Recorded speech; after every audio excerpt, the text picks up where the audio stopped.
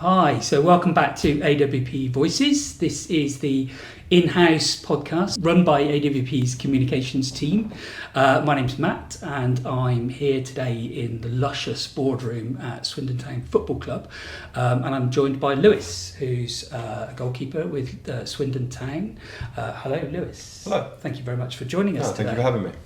And we're going to have a little chat today about mental health and well-being, and talk a little bit about your experience of mental health, if that's okay, and the experience of mental health in football as well, because it's quite a big topic at the moment, and obviously men are suffering a lot with mental health issues, and football's a great way to try and reach out to people in those communities and sort of help them with their mental health and well-being. So maybe we could start by you telling us a little bit about yourself, where you come from, and your age, and your position, and your kind of experience of mental health.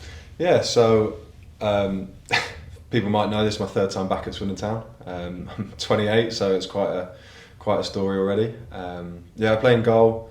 Been around football for sort of just over 10 years in full time.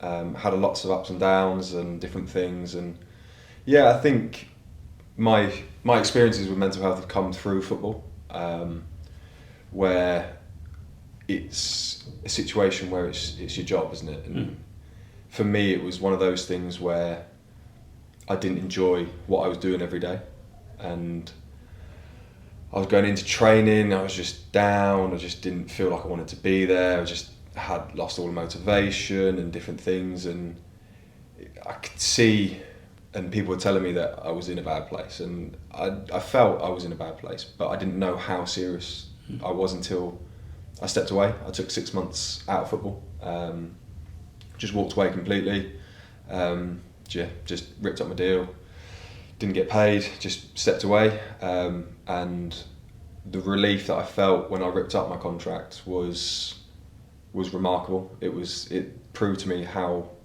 much it was affecting me, and the fact that kind of relief came over me. It was like, oh, okay, now I can start rebuilding now, because that weight's been lifted. And they've done the right thing then. 100%. And it was strange, because it was an external factor that was causing the problems. It wasn't internal. It wasn't different things, and I knew early on that I needed to change, and I just eventually got the strength to do it. It took me 4 months. It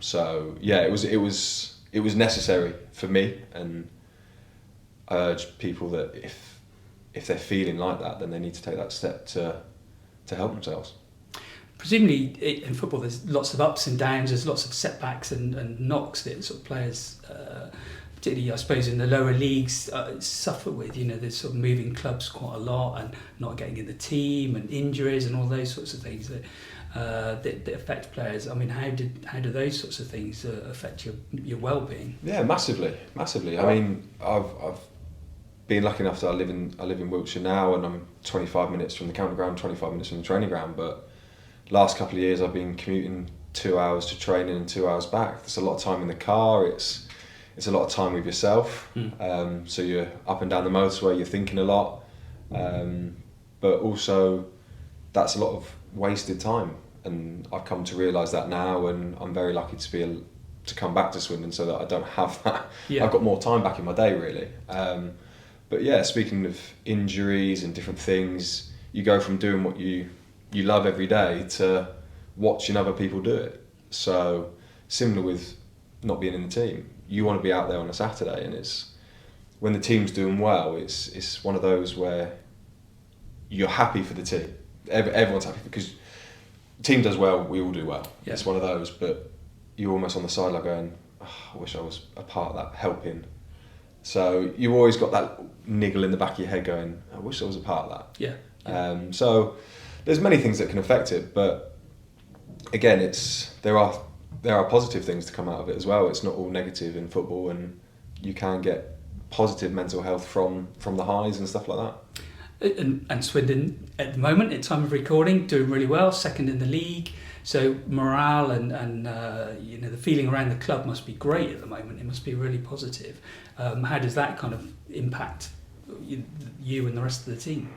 It makes it a lot easier. Yeah. It's one of those where positivity breeds confidence, and when everything's going well, you're feeling good about yourself. You go into a game on Saturday thinking you're unbeatable. You go into games knowing you're going to win. Yeah. And I know it's a cliche in football, and football seems to be full of cliches, but it's don't get too high when you win, don't get too low when you lose. It's a long season, and you can't be on the floor 1 minute when you lose and be through the roof when you win. So we're second in the league at the moment. We've played 11. We've got 35 to go. So if we replicate the form from the first 11 for the next 35 games, then I think we'll be in a really good place come the end of the season. And you talk about the sort of emotions and the ups and downs of being a footballer, but obviously there's a lot of things that you go through as a footballer that every other person in life goes through as well, all those other ups and downs. I mean, how do they impact you, and how do they differ from the sort of the average Joe Bloggs in the street? Yeah, I mean, mental health can be caused by numerous things. It's finances, bereavement, divorce. There's so many factors that can be accounted for, and when things are going well on the pitch, it's easy to be distracted. Football's your distraction. You go there to forget about everything. You can just go on the pitch, play football for 2 hours, you're playing with your teammates, you're training, you forget everything. But when football isn't going well, and you've got things that are off the pitch that are affecting you as well, that's when it can really affect people. Yeah. You've got things going on at home, football's not going well at work, everything just seems to be on top of you, and that's when people do fall into that unfortunate place. I think that's something that fans often forget, isn't it? When they look at footballers, they think they've got this great lifestyle, they're doing the job that they all want, getting paid loads of money, and obviously there's obviously things going on behind the scenes as well. It's not just about performance on the pitch, and that must affect the performance on the pitch as well if things are going badly elsewhere in your life, mustn't it? Yeah, 100%. Yeah. It's one of those where people think from as soon as you see professional football, it's a glamorous lifestyle. And arguably at the top of the pyramid, it probably is. You're getting paid lots of money, but again, no one's without their faults and different things. You see things that happen at the top of the game with players that are international level, and they think they've got everything going for them, but it doesn't. It's not always the case. So yeah, I think people do almost put footballers on a pedestal and think everything's fine. I mean, you don't know what's going on at home. You don't know what's going on in people's family lives. You don't know what's going on financially, and I think people need to respect that footballers are humans as well. And maybe one fan says one thing to a player, you catch them on a bad day, and then you see that player getting fined or charged by the FA. You don't know what's going on behind the scenes. Yeah. You cross the wrong person in the street, you say the wrong thing to the wrong person at the wrong time, you could get lumped around the face. It's people need to respect people's sort of privacy and their lifestyles really as well. Yeah. Because at the end of the day, we are all human beings. And we've all got well-being and mental health that we need 100%. to look after, haven't we? There's obviously been a lot of instances recently, in recent years, of footballers, perhaps retired footballers more so than current footballers, who've experienced mental health issues, and we won't name names, but there are a number of examples that we could use of people who the mental health issues have really got to them, and they've ended up sort of, suicide has got to them, and I mean that's something that presumably retirement and the end of that career can have a big effect on footballers, and that sort of void in their life. They don't have that buzz on a Saturday afternoon. I know you've talked about your kind of looking towards retirement and what you were planning to do. So could you tell us a little bit about that? Yeah. So hopefully I'm a long way from retirement. Still got at least 10, 12 years. So that's. But again, I've grown up where my parents were like, look, your career's short. It might end next week with an injury. It might end up in 10 years' time. So they always like plan for the future. You've got to make sure that you have something to fall back on, because unfortunately it's a short career, and in League Two currently you don't earn enough to retire when you finish playing. So you need to have something to fall back on and look to do next. And for me, I fell into counselling. I'm training to be a counsellor for mental health. Person-centred therapy is what I'm currently doing. So that's what I'm looking to do come retirement, and different things. I'm doing my coaching badges as well, and just branching out sort of my knowledge tree really. I'm always looking to pick up things, and the club aren't too happy at the moment because I'm renovating my house, but we're doing it all ourselves. So right. I was up on the roof at the weekend. They were like, "Oh, just be safe up there." It's like, okay. But at the moment, training to be a counsellor and looking to do that and just help people in ways where I felt that I needed support and it wasn't there, and looking at sort of the environment of football. There's so many different areas where support is needed and it's not there. You might find in the academy system, for example, you've got a child that's 12, 13 that's getting pressure from his parents to be the next David Beckham, be the next Wayne Rooney. He doesn't want to play football, but he's getting the pressure from his parents. He needs someone to talk to. Or on the flip side of that, from the parents, you've got a single parent that's trying to deal with 2-3 children, couple of jobs, got to take them to football, swimming, gymnastics, whatever it is. They're getting pulled 4 different directions and they need someone to speak to. So it's necessary and it's relevant, and I think support is needed for people. Yeah, it's interesting. So clearly the power of talking, the power of connecting with people is really important in counselling, right? Massively. It is. For me, when I was going through my tough time, the only thing that really got me through it was speaking to my wife. Just sort of coming home and speaking to her and going, and just talking about it. Then I realised what I needed to do. Saying it out loud and voicing what I knew was going on inside me was powerful enough to make me realise that I actually needed to do what I was saying. And it was only that when I voiced it that I understood myself. It's almost like writing it down, like notes. You're revising for a test. Yeah. If you're taking notes and you're reading them over and over again, you memorise it. Saying it out loud rather than just thinking it was like, right, it was just reaffirming my own thought process and getting the courage to do what I needed to do.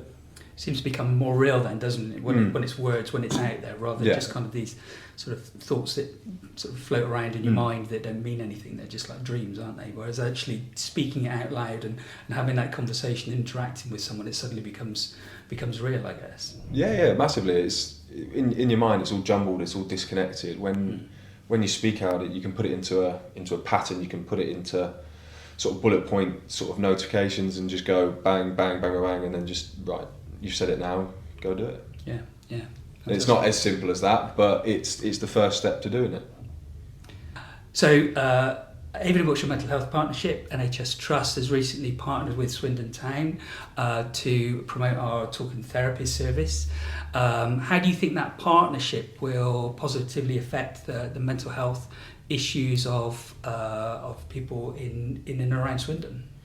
Yeah, it's one of those where I'm not going to throw statistics out that I don't know, but you've got a lot of people that their weekend is made on the results of football, and that can change everyone's whole week, because football fans' weeks is Saturday to Saturday. Like it's not Monday to Sunday, it's Saturday to Saturday, and whether that's 3 points or a good game, or people rely on the high of the weekend to take them through the week, and it can really affect people when the team lose, and it just puts a downer on the whole week. And that's where, as players, we want to provide people with a good win to get them through the week. But it's massive, because I've played at the county ground. There's 14,000 people there. We don't know what 14,000 people are thinking all in one go. So if we can help half that amount by talking and getting people to open up and express how they're feeling, then we're on a good journey, and we've started a good process there. But yeah, I think because of the way football is such a massive part of people's lives. It needs to be treated as such, and it's a massively good platform to branch out and promote things. And one of the reasons why we're talking today is because it was World Mental Health Day, and you may have seen Brighton and Hove Albion and Norwich City, but I think maybe others as well, both released videos around this very topic and encouraging fans to talk to each other. And obviously the football on a Saturday is a great opportunity. I mean, to have lots of conversations, but in particular it's a great opportunity to have conversations with friends, isn't it? Massively. I think everyone's there for the same reason. You've got season ticket fans coming down, you've got fans maybe going to their first games, young kids, whatever, but I wonder how many fans that have season tickets that go week in, week out could name the 10 people that sit around them. And it'd be interesting to know whether people, they might say hello, but do they know their names? Like, they sit next to them each week. Do you know the people that you're sat next to? That's an interesting kind of concept for us to dive into. And I think looking at the Norwich adverts and the Brighton videos and different things, they're promoting fans to talk to each other, because again, it's not necessarily the fans that are outward and boisterous they're probably the ones that may be struggling the most.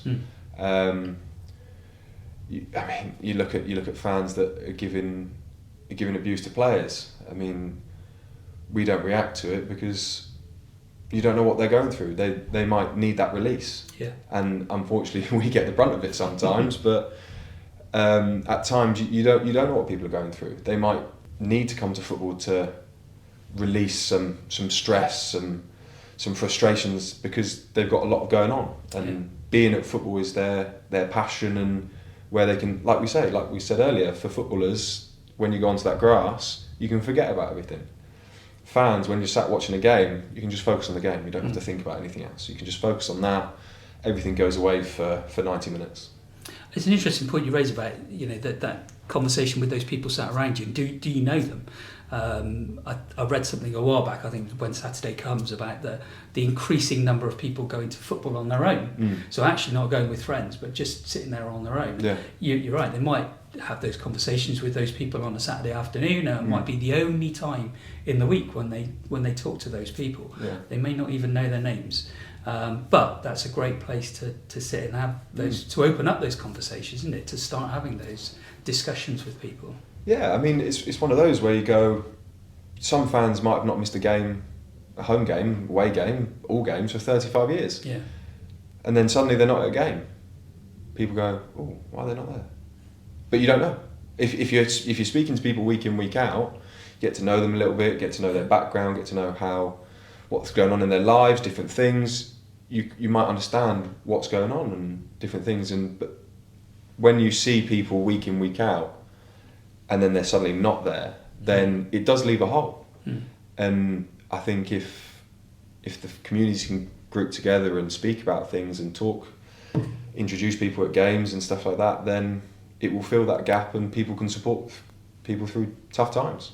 I mean, football's got this stigma, hasn't it, as being a very sort of man-to-man kind of game, and you don't talk about your problems, you just sort of bottle them up and keep them hidden, and it's very much the view of players and fans as well. There's this sort of sense that that's how people experience the game.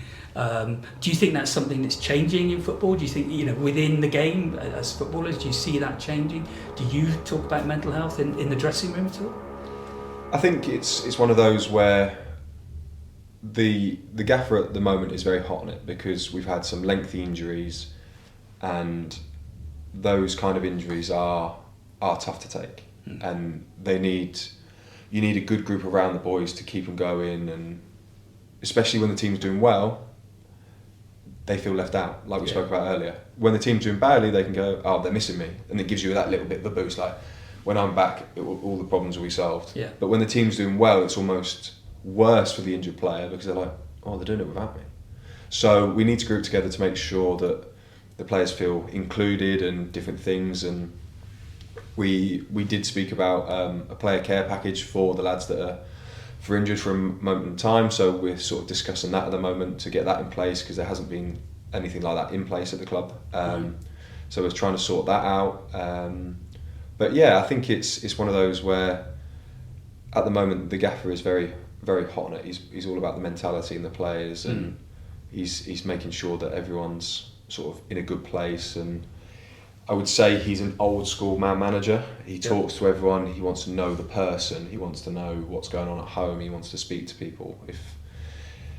Whereas other managers, not saying they're right or wrong, but new managers, they distance themselves from the group, and that can kind of have a negative effect, because at the end of the day, like we said, human beings, footballers are human beings. Yeah.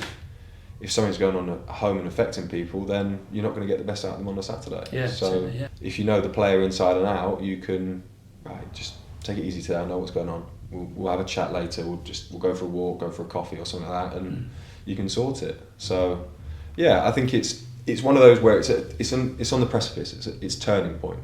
There's still a number of people in the game that are very don't talk about your problems. You're at football now. You're at work. Yeah. This is. But sometimes the problem is work, which is the tough thing to take. Yeah, and that's really interesting, because I mean, as footballers, as athletes, you're concerned about your physical health sort of constantly, aren't you? It's a daily thing. So part of that is your mental health as well. You know, why should that be any different? Why should you not look after your mental health? So if you're not performing, if your mental health isn't performing correctly, then how are you going to perform on the pitch? You know, it's going to impact that, isn't it? That performance. Yeah, of course. And again, I think sports psychology is becoming more prevalent in sport now. Number of clubs that I know and have been at that do employ a sports psychologist, and they are there to support players. But I think players are wary speaking to them, because they're not sure where the comments are going, whether they're genuine heart-to-heart conversation where it stays between the psychologist and the player, or the psychologist is reporting back to the manager going, look, right, he's not ready for this weekend, he's feeling this, he's feeling that. So I think there's a lot of people still nervous to really open up, and until we break that barrier down and get rid of that stigma, then I think a lot of players will be held back by the nervousness of speaking about mental health. It's really interesting. It's, that stigma still exists, and in some quarters, which is, I suppose, just emphasises the importance of talking, doesn't it, for fans to talk and for players to talk as well. What else do you think we could be doing across football to sort of support people in the community with their well-being and their mental health? I think there's a lot of good projects going on at the moment, especially with the Community Foundation at Swindon. There's a lot of projects going on to help people support their mental health, but I think it's one of those where it might even be sort of a community session where people just come and chat. They're all fans. Everyone gets an invite, a space to talk, and you just sit there to talk. Whether that's football, whether that's you want to come and talk about your work, your job, but if we can provide counsellors and therapists to sort of mediate a group session, then it might be a place for people to come and talk. That's something that I would be interested in doing and trying to set up, and different things. So yeah, I think that at the moment it's one of those where, because it's so personal, a lot of people don't want to speak in a group. I think the group stuff will be good to start people off easier. Yeah. But the personal stuff is when you're doing it one-to-one, and at the moment I don't know if there's the resources to support. Say we fill out the stadium, 14,000 people. That's a lot for one person to take on if they're trying to counsel the whole stadium. Yeah. So I think there are things that we can do, and I think we just need to work out the best way to support the community in whatever way we can. Just turning away and thinking about your own well-being. I suppose for me personally, my well-being, one of the things I like to do is go for a run if I'm kind of feeling like I need to get it out. I guess as athletes, as footballers, you spend most of your day running, so presumably you want to get away from that to some degree in your kind of personal life. What are the sort of things that you do for your own well-being? You know, how do you kind of feel like, you know, this is my release when I'm not at work? Yeah, I mean, goalies, we don't have to run too much. So. That's true, yeah. I like going to the gym. I like doing different things. There's loads of things. I mean, it's one of those where, I mean, I'm 28 now. I've been in the game a few years, and I always say to the young lads, you need hobbies. You need to take your mind off things, whether that's meeting up with your mates, just chilling, just chatting, doing different things. I've started branching out. One of my mates, he invited me to go to a D&D, Dungeons and Dragons. Never played it before. Yeah. Loved it.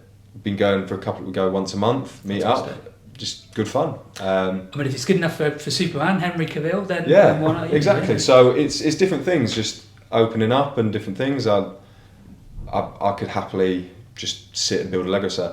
Yeah. Just happy place. Yeah. Just on my own. Wife looks at me and goes, "You're such a child." I'm like, "Yeah, just leave me be. Yeah. I'll be with you in a couple of hours." But again, I like coaching, like football. That takes my mind off loads of things, like sort of helping people, and obviously I've got the educational side doing the counselling as well. So it's just finding your time, and again, DIY at home is also a good one, and doing different things. So yeah, I fill my time with a lot of stuff. So yeah, it's just finding that space, isn't it? Finding that 100%. space to take your mind off of those things, but also just to straighten those thoughts out as well that you've got running. Yeah, and I think a lot of people find that scrolling and social media and TikTok is a way to switch off. I mean, for me, I know lads that have got 15 hours of screen time. It's like, put your phone down, go do something, go for a walk, go find something, go to the cinema. Like when I was living away in Exeter, I'd go to the cinema on my own 2 or 3 times a week. Might go watch the same film 2 or 3 times a week, but it was just to get out of the house. I wasn't living with my wife then. It was just on my own. It was just to do different things. So people need to find something that excites them, something that interests them, and if they can go and do that, then it just take your mind off things. You just need to close some of those tabs on your screen, don't you? And actually scrolling social media just makes that 10 times worse. And talking about social media, I mean, obviously that can have some positive effects and some negative effects as well. And there are obviously lots of negatives from social media, some of the abuse that people can get, particularly footballers. But there's also lots of benefits as well in terms of the way that we can share some of these videos that we've talked about and share some of the support that's available for people as well. I mean, how do you think we could be using social media better to support people with their mental health? It's such a tough like space to go into, isn't it? I mean, social media is so controversial at the moment. It's used for good, it's used for bullying reasons and cyberbullying and different things. So I'm almost glad that social media has really exploded in the last couple of years and I didn't have to deal with it growing up. But I think there's so many platforms where there is so much for support for people, whether it's chat rooms or you're playing online games for people, because people forget that you might play a console game, you're playing online, those people might never have met, but they meet up a couple of nights a week and that's their release.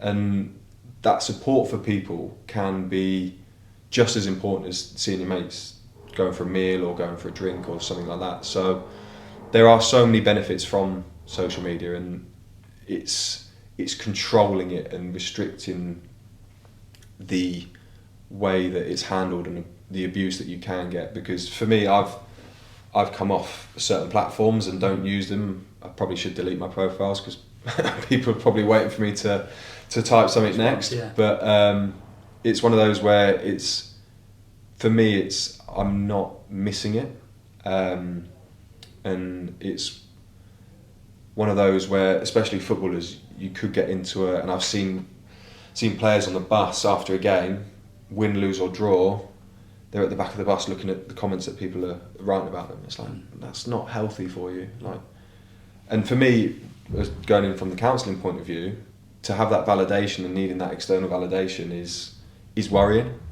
from a mental health point of view, because what they're saying online is not going to dictate, it shouldn't dictate who you are as a person and how that affects you the next couple of days until you're back in training. You need to trust what your coaches are saying and different things, and you know deep down if you played well or badly. So Yeah, it's so controversial to say and stuff like that, but it's, for me, it's a space where it just needs to be monitored a lot better. And I think, I don't know whether that's policing or the actual companies themselves, but everyone has a right to say what they want, but there has to be a line. And there has to be some consequences when lines are crossed. Yeah, sure. Yeah. It's great. Thanks. Thank you so much for talking to us today. It's been really interesting to discuss these sort of issues with you. Before we go, are there sort of 3 top tips that you would perhaps give to people who are watching this to help them look after their mental health and their well-being? Yeah, I mean, it's so individual. It's individual. It's different for everyone. For me, I would just say talking. That's my main one. No matter who it's with, or just as long as you've got someone to sort of speak to, and even if it's just a vent, just you get home. For me, my wife's perfect. She just sits there and listens, which is nice. She just knows sometimes if it's that kind of day, bang, get it all out, we move on. But yeah, so talking is a massive one for me, and it just allows you to voice what you're thinking, and what we spoke about earlier, just voicing that jumbled up thoughts in your head, allowing you to sort of string it together, just will allow you to see it clearly. Also, journaling is a good one. If you don't have someone to talk to at that current time, just writing down your thoughts. Just, how am I feeling? What am I feeling today? Different things. It doesn't have to be a Dear Diary entry, but just to ask yourself a couple of questions and answer them truthfully. And I think that's the last one, is being honest with yourself. That would be the 3rd tip, I'd say, is just whatever you're going through, recognise it and be honest with yourself. If you are struggling, recognise that you're struggling, and don't try and fight it on, because for me, even at the time when I was struggling, I wasn't strong enough to do it on my own. I needed someone to talk to voice my opinions to, and to get my emotions out. And I think it took me a while to realise how honest I needed to be. And I was trying to soldier through and thought, yeah, I can, like we spoke about, that macho-ness, I can deal with this, I can get through this. And then when I realised actually I can't, that's when that weight lifted and that honesty came through, and I was able to start rebuilding. And I think, so those are the 3 tips I'd say. Talking, journaling, and being honest is going to help. It helps me. Again, like we said, it's individual, but for me, those are the 3. Yeah, fantastic. Thank you so much for talking to us today, Lewis. No, thank you for having me. Thank you. Appreciate it.